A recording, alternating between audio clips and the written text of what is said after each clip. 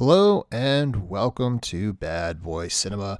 I'm your host, Rick Reel, and today we will be covering a classic car related film, much like Drive, which is Mad Max Fury Road, released in 2015, directed by George M., another close personal friend of Hideo Kojima, a friend of the cast, one might say.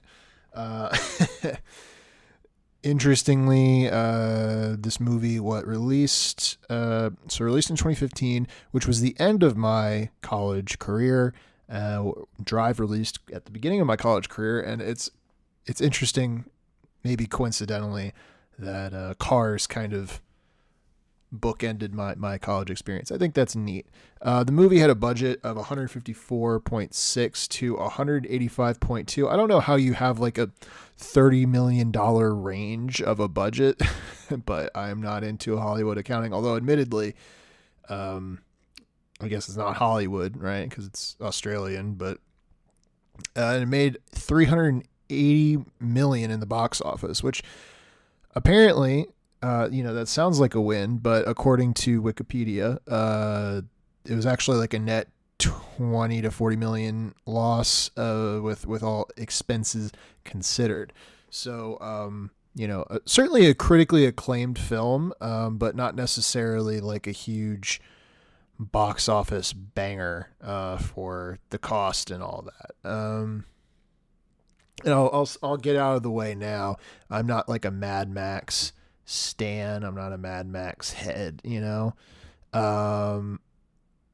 but I do like Mad Max Fury Road. It's the only I hadn't seen a Mad Max film before this, and so I think if you're new to Mad Max, I think this is a good entry point. Of course, I also think Furiosa, which is the prequel to this movie, which released this year, 2024, is incredible, and was robbed. And spoiler alert for next week. That's what movie I'll be discussing. In many ways, we're only talking about this movie because I wanted to talk about Furiosa, and I didn't have a copy of the movie on hand yet, so I had to wait for it in the mail. In the meantime, we have Mad Max Fury Road, so we can just get right into it, guys. What's to say about Mad Max Fury Road? That hasn't been said itself. And I guess, is there a plot to really go over? It's not a super plot heavy movie. Let's go through the cast, right? So we have Tom Hardy as Mad Max, a recast from Mel Gibson. Or I guess it was being problematic. Apparently this movie was again, reading Wikipedia here, so you just consider that. Movie was in development hell for a pretty long time. Like the idea was in 1987, and then like pre-production I think came in like 98, and like the movie came out in 2015, and even then it was shot in 2012. Although apparently additional footage was shot in 2013, but still, it took forever for this movie to come out.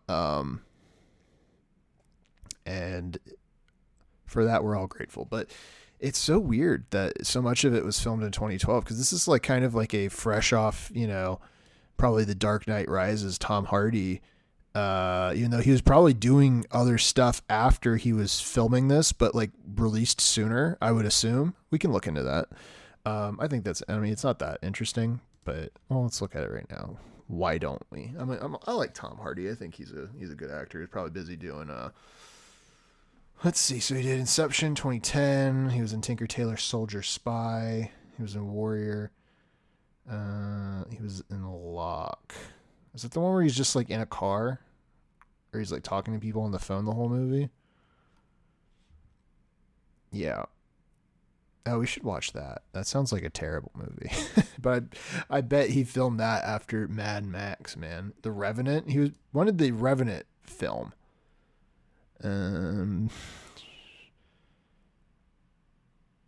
Yeah, so The Revenant filmed in 2014. I guess it released after Mad Max, but still, it's possible. It's possible. Impossible. What's The Drop? What the hell's The Drop? Is another Tom Hardy classic. He's in a lot of bad movies. Oh man, he is in some bad movies. And he stopped doing stuff after a while. We need to watch Dunkirk on this program as well. He was in The Last Jedi. That's crazy. Why was he in The Last Jedi? Tom Hardy, what are you doing? You need to get your career in order, man. Anyway, he's Mad Max.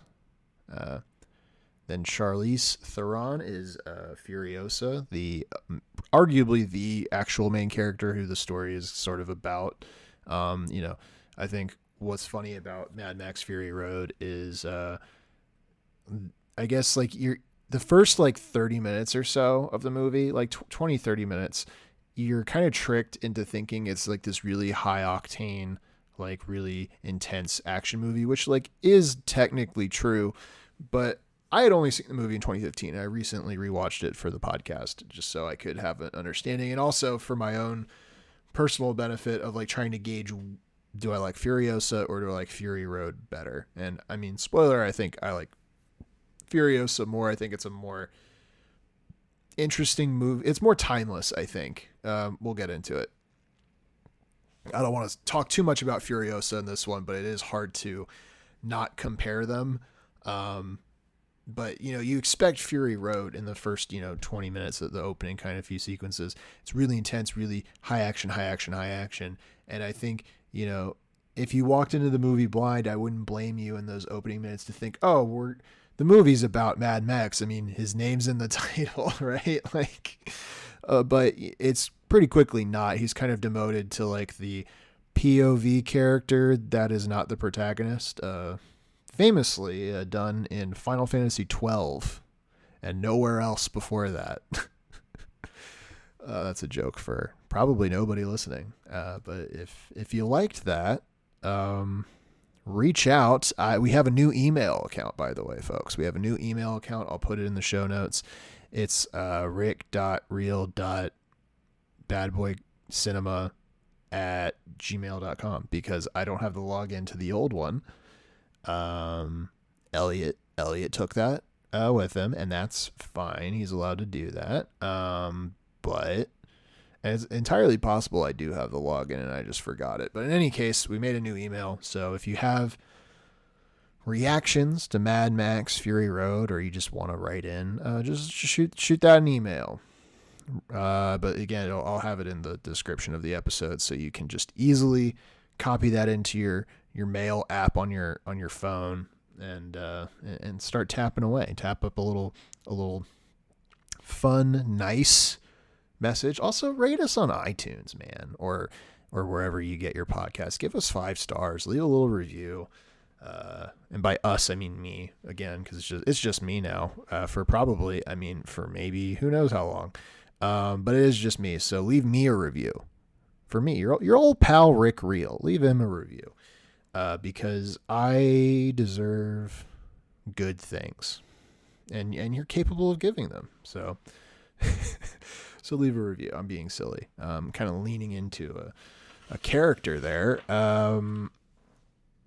But yeah, no, the movie, despite the way that it opens, very long-winded way of saying that, it ends up being a bit of a movie where people kind of talk to each other for a lot of it. Like that middle third of the movie with like a couple blips of action is pretty chill, pretty quiet. Like, I mean, there's not a whole lot that goes on in the movie.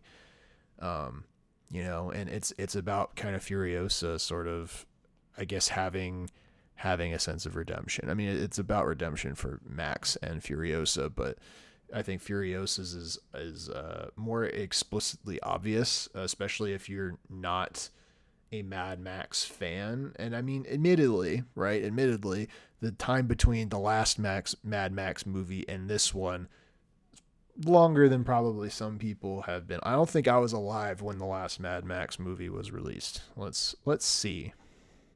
I mean, other than, of course, being, frozen, frozen in deep freeze, because I'm actually from the 20s.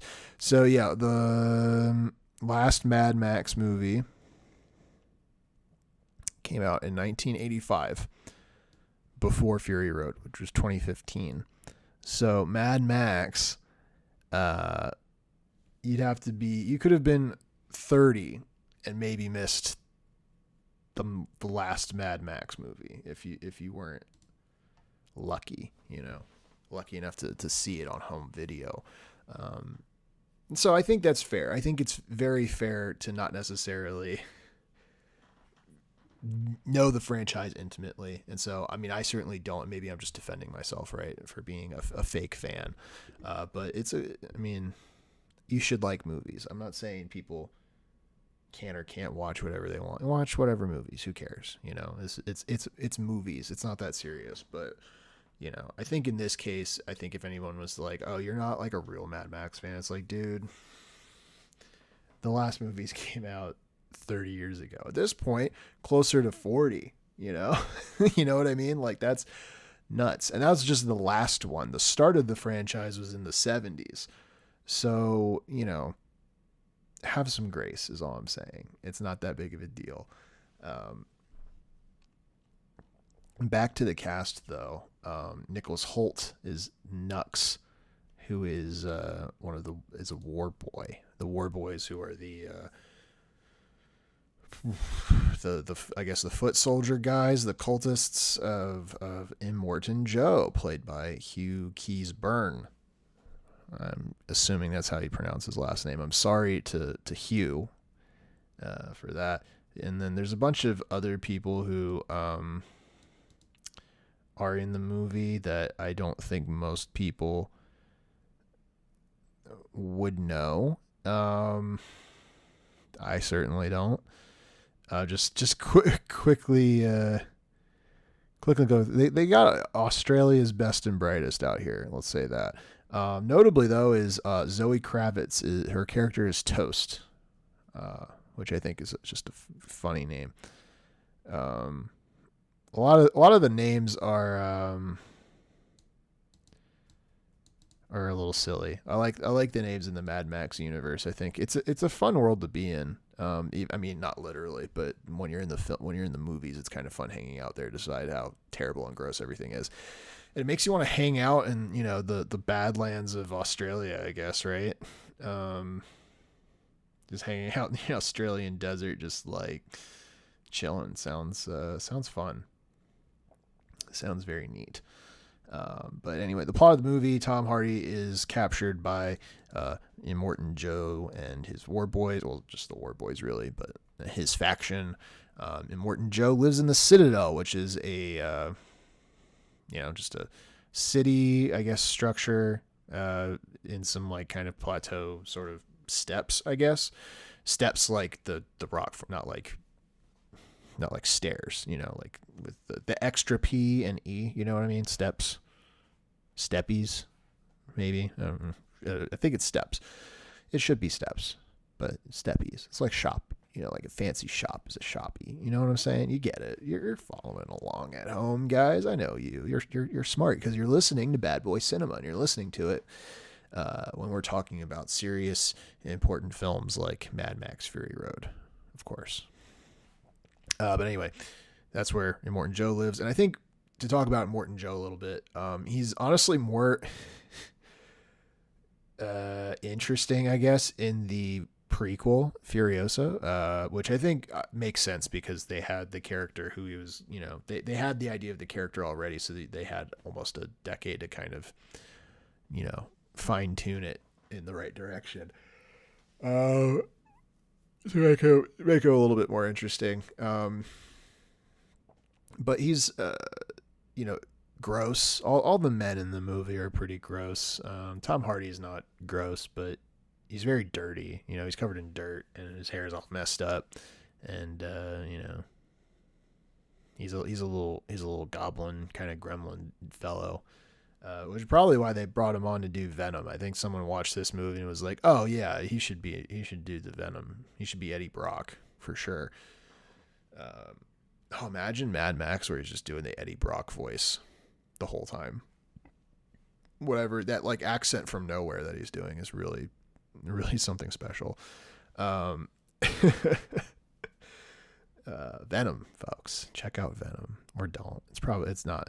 Venom's not like great, but dude, I love superhero movies. And there's something about the Mad Max world that kind of evokes like superhero stuff. I think it's just because everybody has like goofy costumes and goofy names. Like they could, with some design kind of influences. Like I think you could turn it into like a superhero thing, which would be neat. It's neat, I guess. It's neat to me. I think it's cool. You don't have to think it's cool. I think it's cool. Mad Max, Fury Road, yeah. But so he's taken to the Citadel where Immortan Joe lives, and Immortan Joe's pretty funny. He's a tyrant, right? He rules over his people with an iron fist, which is what tyrants do. Good job, Rick. But Immortan Joe, in the high parts of the Citadel where they live, that's where the resources are, and so there's a bunch of his people, or I guess his sons, his many disease-ridden, terminally ill sons, or whatever, are the war boys. They live up there.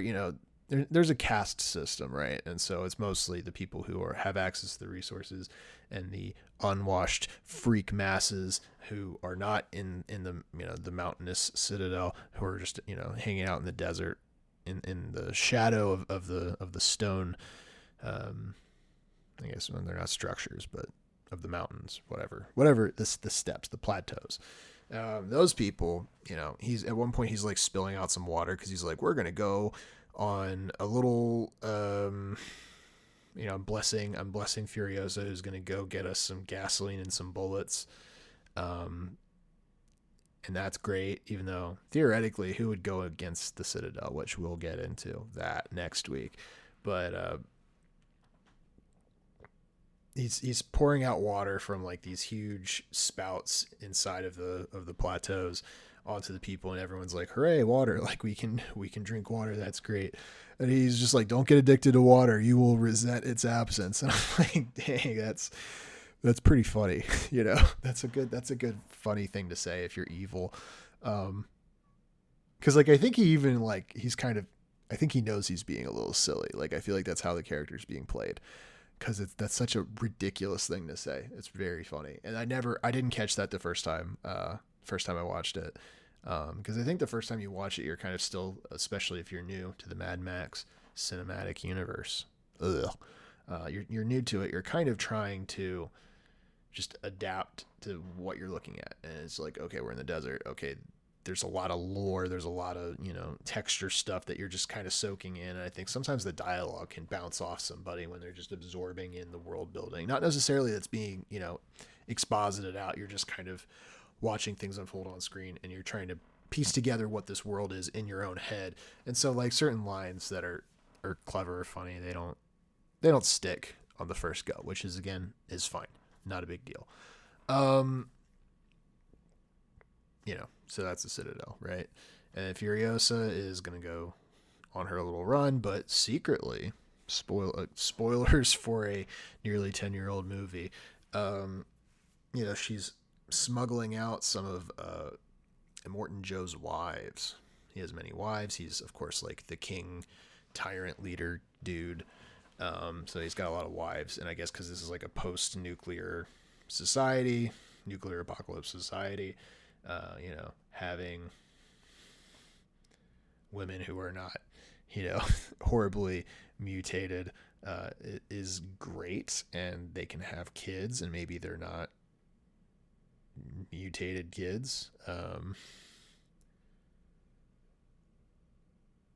which seems to not be the case. It seems like, life is probably on its last legs, at least in Australia. I don't know about the rest of the world, but at least Australia, things are pretty bad. But the Citadel, if you're stuck somewhere, the Citadel seems like a good place, assuming you have access to the resources that are housed within the Citadel. Good place to live. You got water. They had, food that's like, not human meat. It's like vegetables and stuff. Like they're growing stuff. They have industry. he is a bad person, but he's capable of running a city fairly well. Like not great, but he fairly well. And when you have limited resources, is going to tie into another piece. His war boys are kind of like a death cult sort of thing, where they want to die. They want to die in fantastical ways to go to Valhalla, on their adventures, right? And yeah, at first when I was watching the movie the second time, I was like, man, it seems kind of stupid to like just openly encourage your people to like not want to live. But I'm like, dude, he's got a lot of people. He's got a ton of dudes. And feeding them's got to be expensive, right? Like at some point, it probably just makes economic sense to just be like, yeah, like maybe dying is good. Not for me, but for you guys, for sure.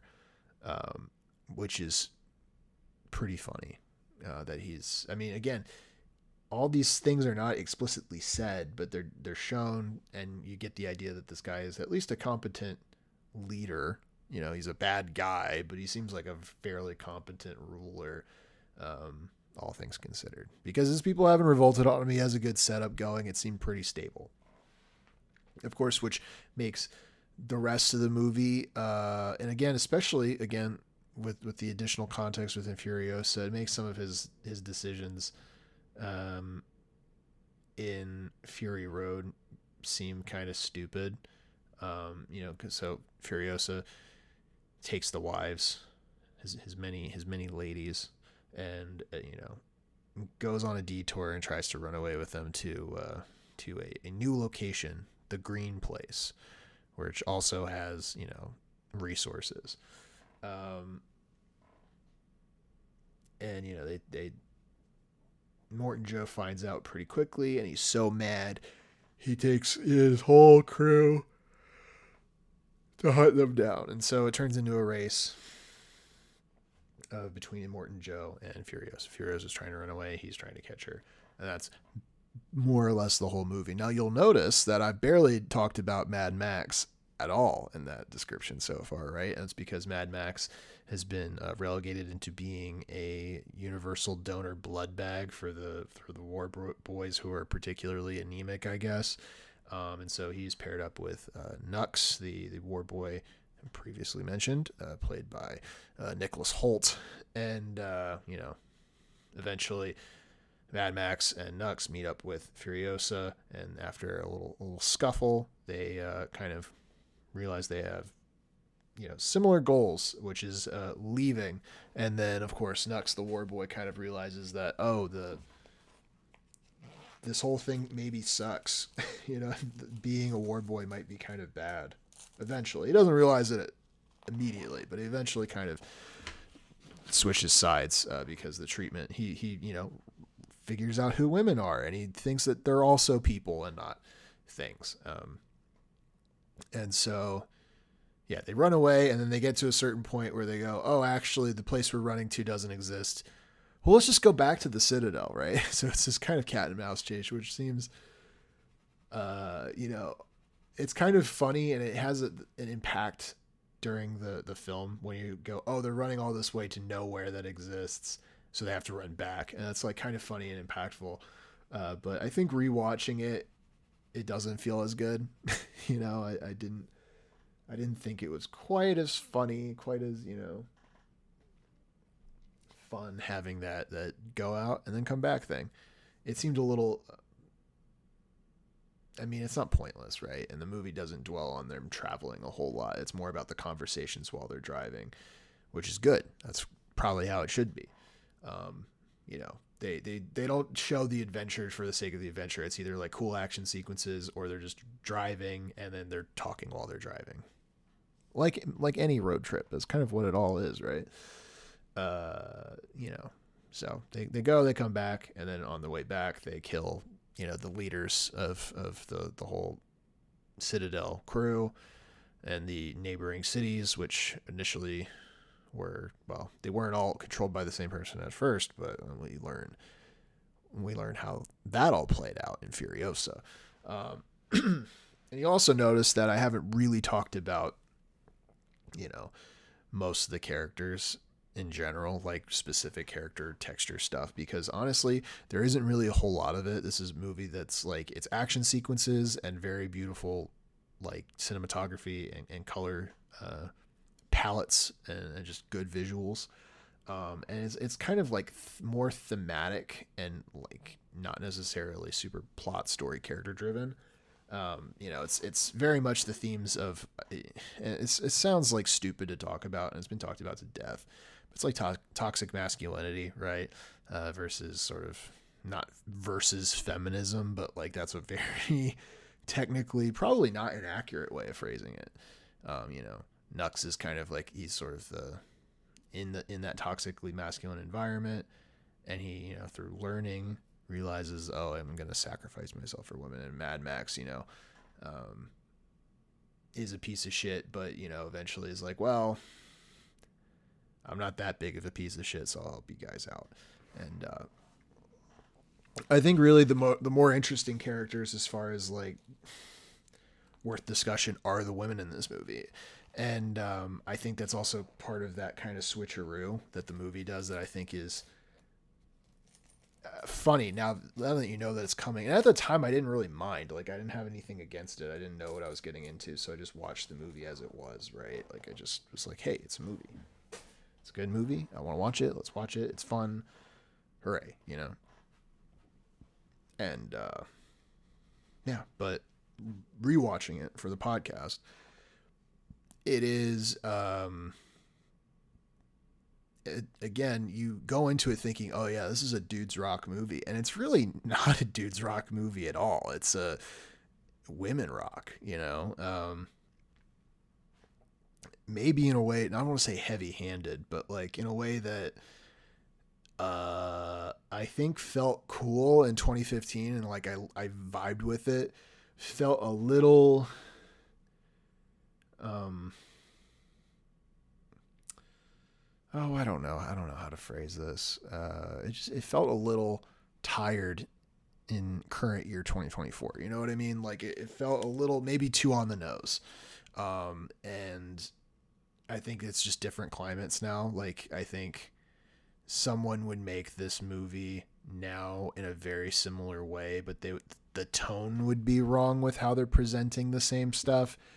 And I think that this movie would be way shittier. And I think you could make like a Marvel movie of this. And I mean, shout out to Wolverine and Deadpool and Wolverine, because they have like a sort of a Mad Max spoof part, which sucks. I didn't like it. I mean, it's like, yes, I know what Mad Max is. I understood the reference, but it wasn't really probably worth the budget that they spent on it. But I think you can make a movie of this where maybe it's a Marvel thing, or maybe it's you can kind of tell this feminist story. But I think a worse director and a worse writer would present it in the same material in a way that I would probably find kind of insisting upon itself, to quote Peter Griffin. This movie could very easily drift into that territory, and largely I think it doesn't, especially if you just view the movie kind of as it is without any sort of going out of your way to read it as a feminist text. And this movie is a feminist text, absolutely. I don't want to take that away from George M. Although I don't know if he wrote it to be a feminist text. I would assume that he meant to. I don't think this or Furiosa would really make a whole lot of sense if you didn't, but maybe he just wanted to write about a cool lady, and it just happened to stumble into some feminist ideas. I don't know. Maybe Hideo Kojima has asked him, but I'll never know, unless he gets me to face scan into Death Stranding 2, and then I happen to run into George M. at Hideo Kojima Productions, maybe one day. Hideo, I know you're listening to this podcast. I know you love movies. I know you love Mad Max. Reach out, man. Let's collab, dude. Let's do something together. I think that could be fun. Yeah, so feminist text, but Again, I think it's careful that it doesn't do that. And again, it's remarkable. Like 9 years later, right, with Furiosa, arguably less so of a feminist text. It's arguably barely about her, which again, I really want to talk about Furiosa next week. I have to rewatch it. We need to wait. I need to give you all time to watch the movie. I think it's streaming on HBO Max because I want to have this conversation together, right? I mean, like, we're not literally together, but collaboratively, right? I speak it, you listen to it, maybe you synthesize your thoughts, you reach out to me through the email and Discord, whatever. But part of that conversation, I like having these conversations, and I'm trying to give y'all a heads up and like really stress you should see Furiosa. It's a great, especially if you like Mad Max Fury Road. But even if maybe you didn't, I think Furiosa is the better film. To go back to Immortan Joe, he's not that interesting of a character. Like he's, intimidating. He's, misogynistic. Clearly, he views his women as property. He says so explicitly, which again, like a lesser director would make this like sound just really cringy and lame, But it's fine when George Miller does it. I don't know. I guess maybe I'm like reaching for like Captain Marvel, and even then, Captain Marvel wasn't really that like girl power in like a hand wringing sort of way.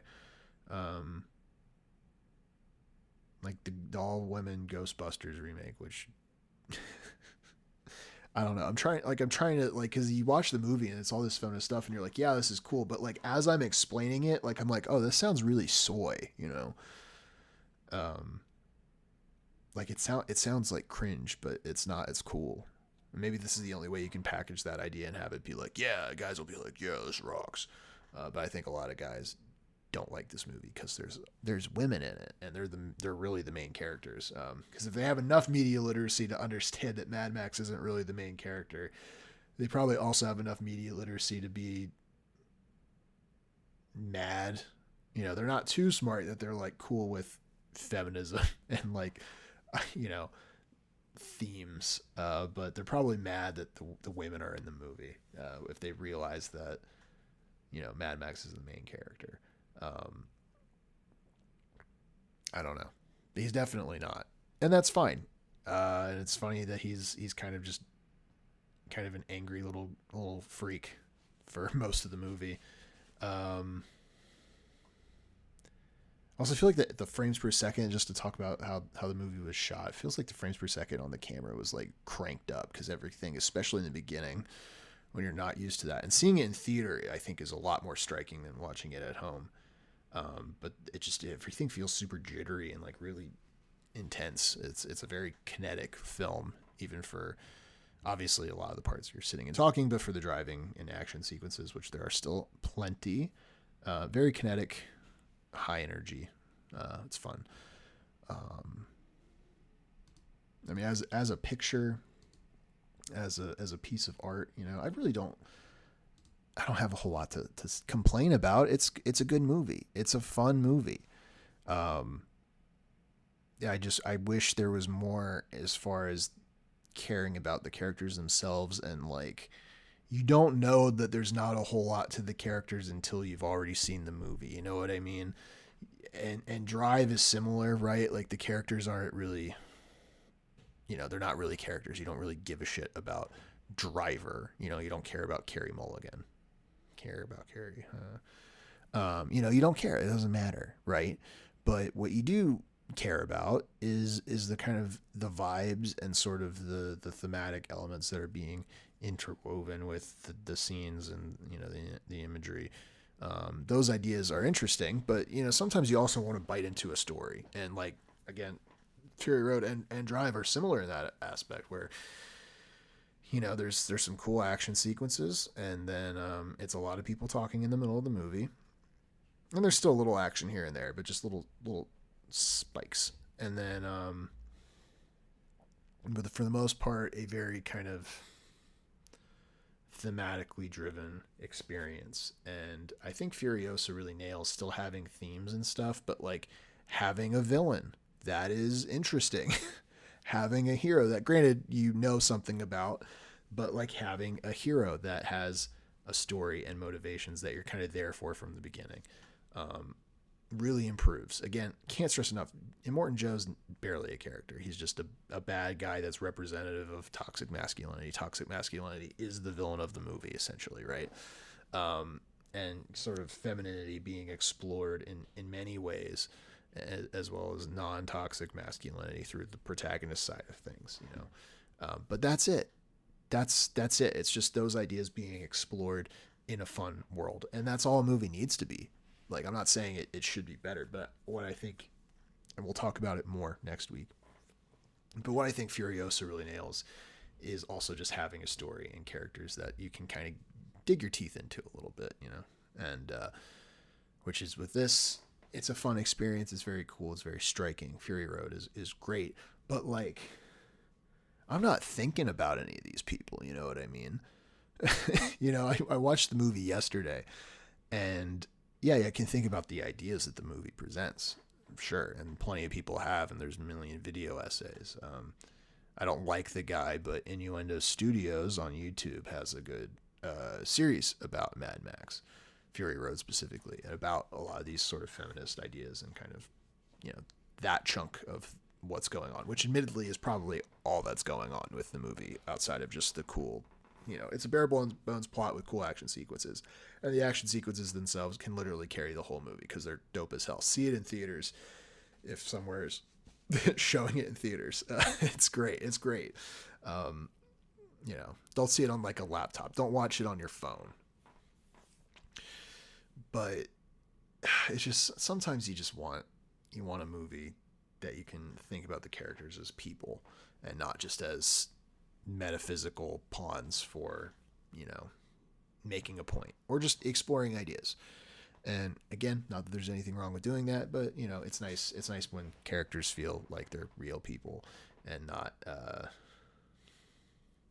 again, pawns for the writer to explore ideas. But I don't really have a whole lot else to say about Fury Road, which I'll be wrapping this one up just like a little bit early. But again, please check out.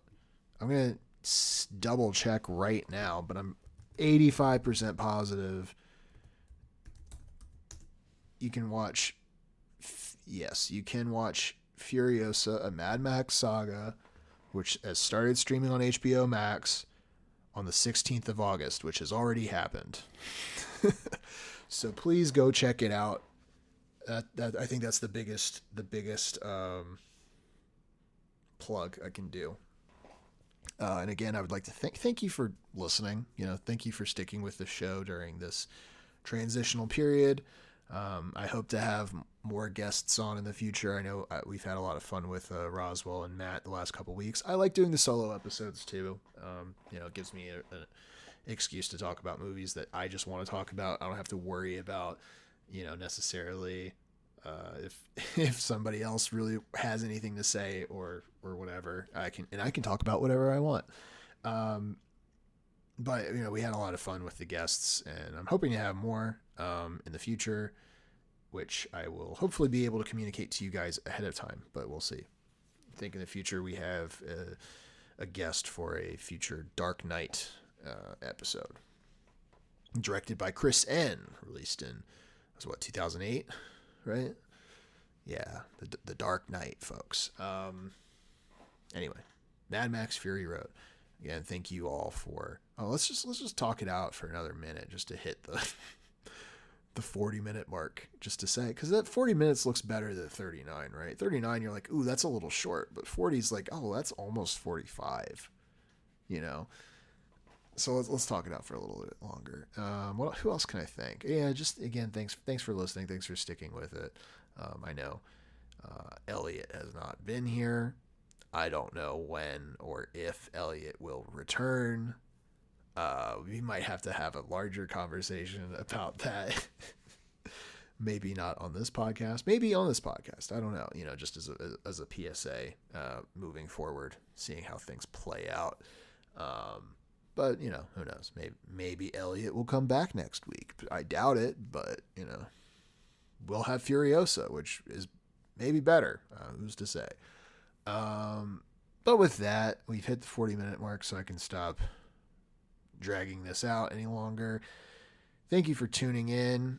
Again, check out Furiosa on HBO Max so you can be prepared for next week's episode. And I hope to be with you all there. Maybe not literally, but, for this kind of delayed conversation that sort of, the podcaster to the audience is having. I think it's fun. I think having conversations about movies is fun, and I hope you want to be a part of that conversation next week. So thank you for listening, and you'll hear me next time.